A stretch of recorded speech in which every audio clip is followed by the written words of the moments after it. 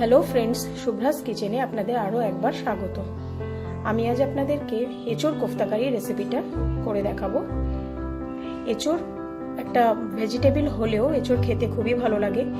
এঁচোড় আমরা চিংড়ি মাছ দিয়ে খাই, এঁচোড় নিরামিষভাবে খাওয়া যায়, পেঁয়াজ রসুন দিয়ে খাওয়া যায়। আজ আমি আপনাদেরকে এঁচোড়ের কোফতাকারি বানিয়ে দেখাচ্ছি। তো আপনারা আমার এই রান্নাটা দেখুন, দেখে ভালো লাগলে অবশ্যই আমার চ্যানেলটাকে সাবস্ক্রাইব করবেন। তাহলে চলুন দেখে নিই এঁচোড় কোফতাকারি করতে আমাদের কি কি লাগছে। এখানে দেখুন, আমি 250 গ্রাম মোচাকে প্রেসার কুকারে অল্প একটু নুন হলুদ দিয়ে 4টে সিটি দিয়ে খুব ভালো করে নরম করে সেদ্ধ করে নিয়েছি। এবার এটাকে আমি একটু হাত দিয়ে ম্যাশ করে রেখেছি। এটা চাইলে আপনারা মিক্সিতেও ভালো করে পেস্ট করে রাখতে পারেন। তো এইবার এতে আমি 1 চামচ ধনে গুঁড়ো দেব, 1 চামচ জিরে গুঁড়ো দেব,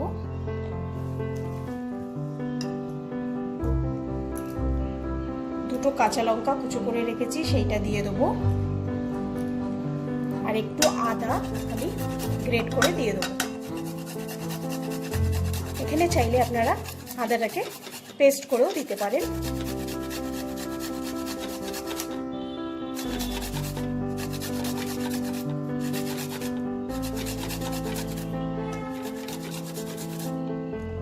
আদাটাকে গ্রেট করে দিয়েছি, আর অল্প একটু এখানে আমি গরম মশলা নিয়েছি। এখানে শাহজিরা, শাহমরিচ, দারচিনি, লবঙ্গ, এলাচ শুকনো খোলায় ভেজে আমি গুঁড়ো করে রেখেছি। এই গরম মশলা 1/2 টিস্পুন মতো আমি দিয়ে দেবো। 200 গ্রাম মতো পনির নিয়েছি, পনিরটাকে নিয়ে নেব। আর আমি এখানে অল্প একটু চালের গুঁড়ো নেব। এখানে প্রথমে আমি 2 টেবিল চামচ মতো চালের গুঁড়ো নেব, আর 2 টেবিল চামচ মতো বেসন নেব।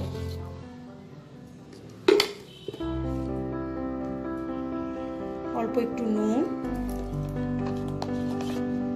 আর অল্প একটু হলুদ নিয়ে এটাকে খুব ভালো করে মেখে নেব। পনিরগুলোকে হাত দিয়ে ভেঙে দেব। এটা খুব ভালো করে মাখা হয়ে গেছে আমার। এবার আমি প্রথমে দেখে নেব যে কোফতার আকার আমি করতে পারছি কিনা। যদি এটা হয়ে যায় তাহলে আমার আর বেসন আর চালের গুঁড়ো মাখার কোনো দরকার নেই। হ্যাঁ, এটা আমার হয়ে গেছে। এবার আমি এগুলোকে কোফতার আকারে গড়ে নেব। এবার একটা প্লেটে আমি একটু বেসন ছড়িয়ে নিয়েছি। এবার ছোট ছোট কোফতার আকার আমি এটাকে গড়ে নেব। ছোট ছোট বল করে সুন্দর করে হাতে একটু গোল করে নেব। গোল করে এই প্লেটে আমি সাজিয়ে রেখে দেবো।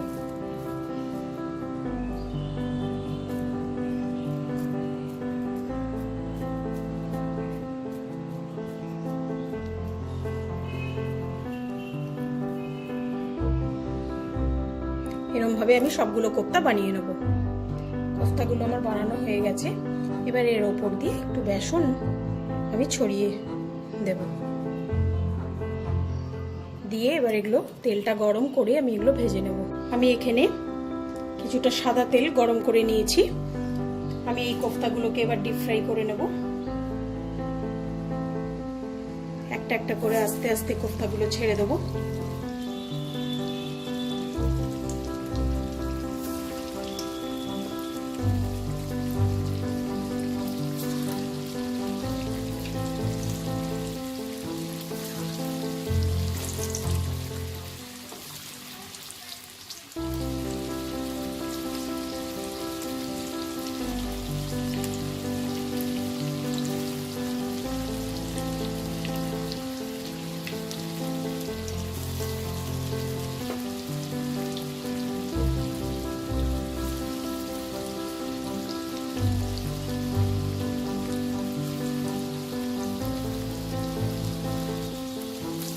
একটা কথা মাথায় রাখবেন, কোফতাগুলো ছাড়তে ছাড়তে তেলের টেম্পারেচারটা কিন্তু অনেকটাই কম হয়ে যাবে, ওই জন্য আপনারা ফ্লেমটাকে হাই রাখবেন। আর যতক্ষণ না এক পিঠ আমাদের ভালো করে ভাজা হচ্ছে ততক্ষণ আমরা কোফতাগুলোকে নাড়াবো না, তাহলেই ভেঙে যাবে। প্রথমে আমাদের এক পিঠ ভাজা হোক, তারপর আমি উল্টে নেব। এক পিঠ আমাদের হয়ে গেছে, খুব আস্তে আস্তে আমি উল্টে নেব। খুব হালকা হাতে আপনারা উল্টাবেন।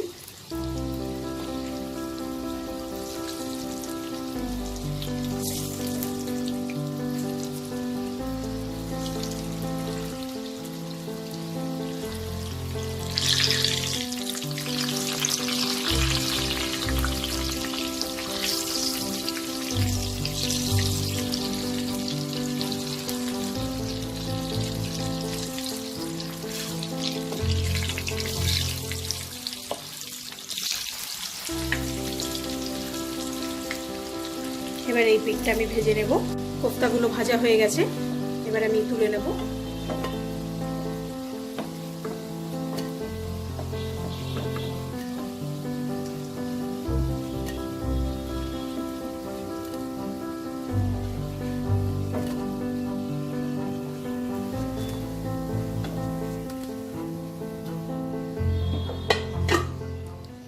এভাবে আমি আরো কিছু কোফতা ভেজে নেব।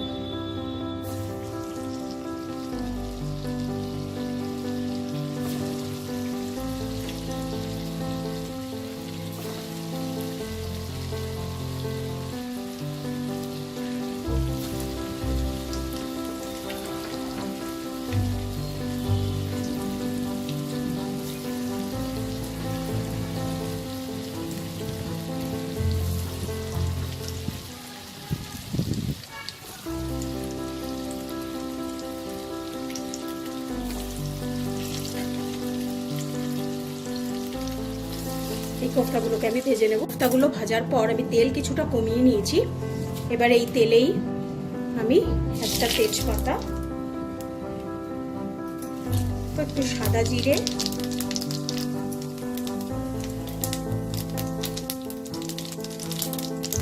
একটা দারচিনি, তিনটে লবঙ্গ, তিনটে এলাচ ফোড়ন দেব। ফোড়নটা দেওয়ার পর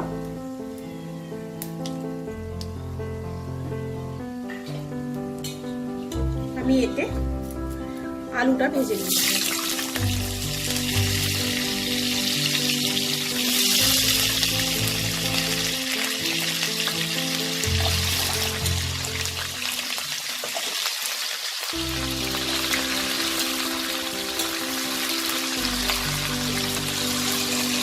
ভেজে নেব।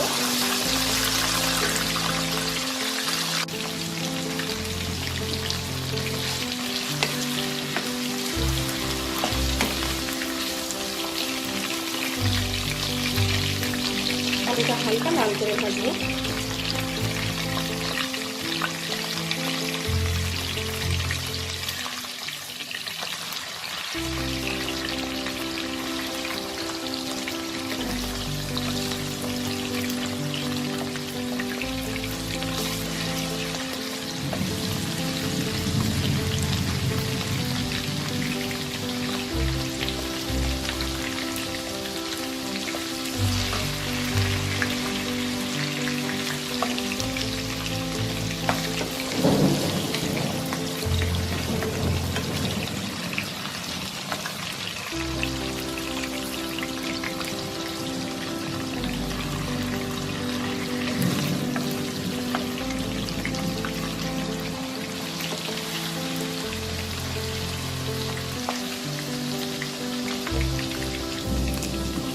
আলুটা ভাজা হয়ে গেছে, এবার আমি আলুগুলোকে একটা সাইড করে নেব।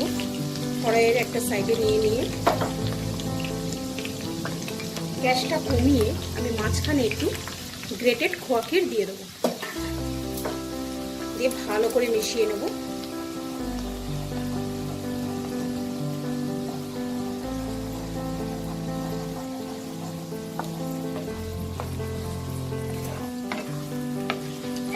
এটাকে খুব ভালো করে মেশাবো। এবার আমি মিক্সিতে আদা, এখানে আমি আদা, টমেটো, একটা টমেটো, দুটো কাঁচা লঙ্কা একসাথে পেস্ট করে রেখেছি, এই পেস্টটা দিয়ে দেবো। আর 4-5টা এর মধ্যে কাজু বাদাম বাটা আমি দিয়ে দিয়েছি।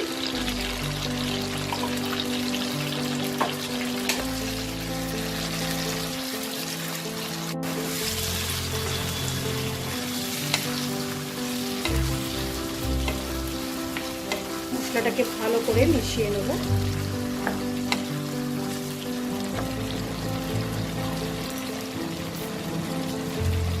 এবার এতে 1 চামচ জিরে গুঁড়ো,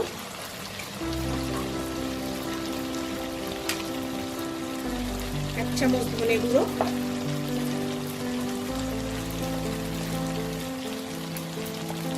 অল্প একটু হলুদ, পরিমাণ মতো নুন দিয়ে ভালো করে মশলাটাকে কষাবো।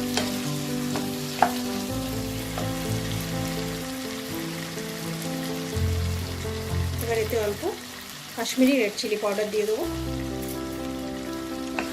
দেখুন মশলাটা থেকে আমার তেল বেরিয়ে এসছে। এবার এতে আমি একটু জল দেবো।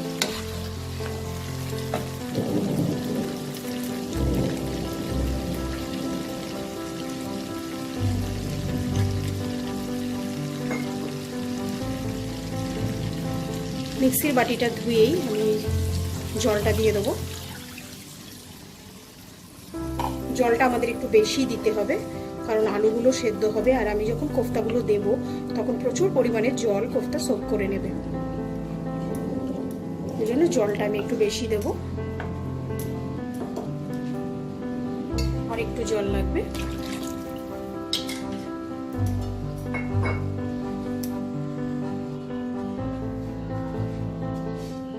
এবার আমি এটাকে ঢেকে আলুটা সেদ্ধ যতক্ষণ না হবে ততক্ষণ আমি এটাকে রান্না করব। 2 মিনিট পর আমি ঢাকাটাকে খুলে নিয়েছি। এবার দেখে নেব আলুগুলো সেদ্ধ হয়েছে কিনা।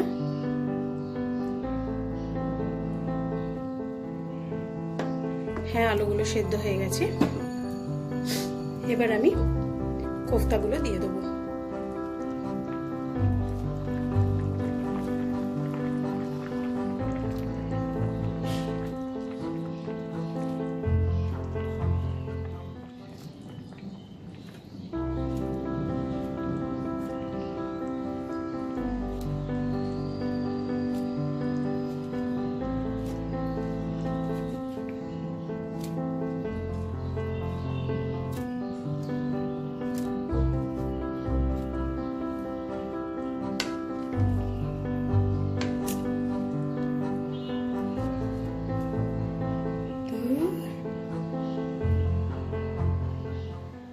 দিয়ে আমি এবার একদম নাড়ানাড়ি করা যাবে না, খুব হালকা হাতে এগুলোকে মিশিয়ে দেব।